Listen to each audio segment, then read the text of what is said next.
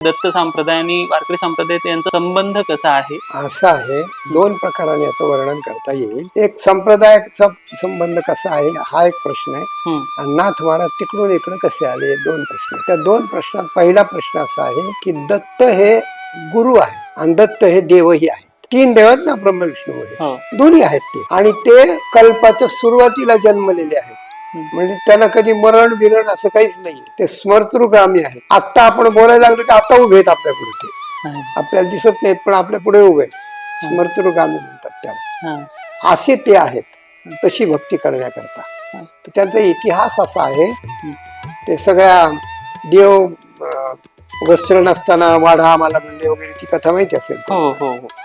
ती कथा नंतरची आहे, पण त्याच्या अगोदर अत्री ऋषींनी तप केलं, आणि तप केल्यानंतर त्यांचं तप इतकं खडतर होतं की तिन्ही देव त्यांच्या तपाचं समाप्ती करण्याकरता आले होते, ब्रह्म विष्णू महेश. आणि त्यांनी सांगितलं की तुम्हाला काय पाहिजे सांगा. त्यांनी सांगितलं मला तुमच्यासारखा पुत्र पाहिजे. त्यावेळेस सगळ्यांच्या तोंडातून एकदाच निघालं दत्तम. दत्तम म्हणजे दिलं आम्ही तुम्हाला. अच्छा. तर आम्हालाच तुम्हाला देऊन टाकलं. आम्हाला दिलंय, आम्ही तुम्हाला दिलंय असं ते म्हणाले.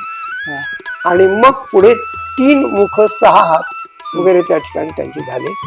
आणि म्हणून हा संप्रदाय आहेच पहिल्यापासून, पण तो वारकरी संप्रदायाच्या विरुद्ध नाही, अगदी समांतर आहे असं म्हणा. तर वारकरी संप्रदायाचं आता तुम्हाला सांगितलं मी की वारकरी संप्रदाय आदिनाथापासून नाथ संप्रदाय ज्याला आपण म्हणतो ना, तो नाथ संप्रदाय यांच्यापर्यंत आला, गहिनीनाथापर्यंत.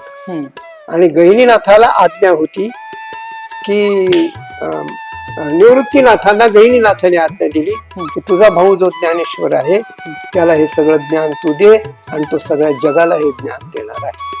तोपर्यंत एक गुरु एक शिष्य, एक गुरु एक शिष्य अशी परंपरा होती.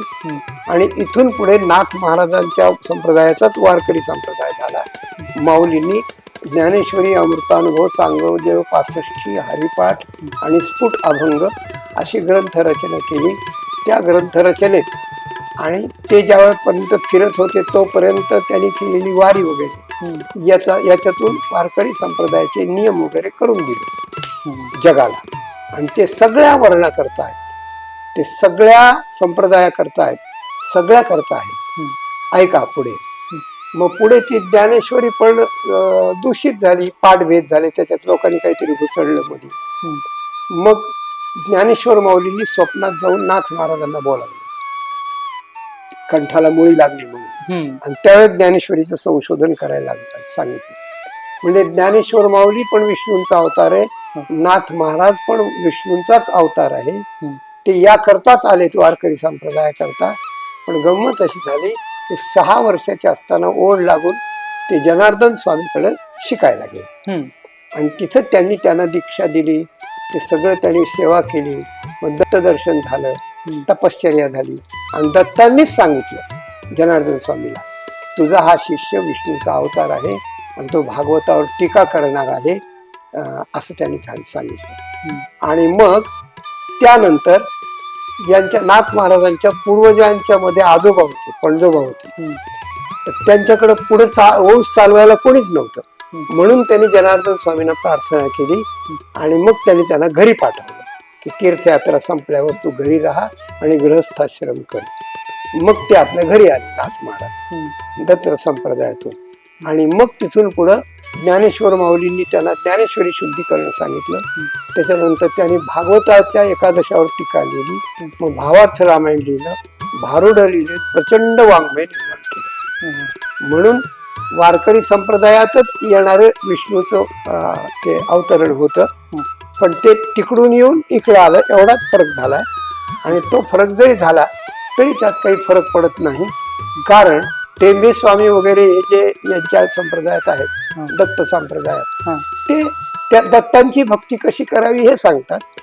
आणि हे दत्तांच्याच कृपेनं आणि जनार्दन स्वामीच्या कृपेने इकडे आले. आणि इकडे येऊन हे पांडुरंगाची भक्ती कशी करावी हे सांगतात. एवढाच फरक आहे.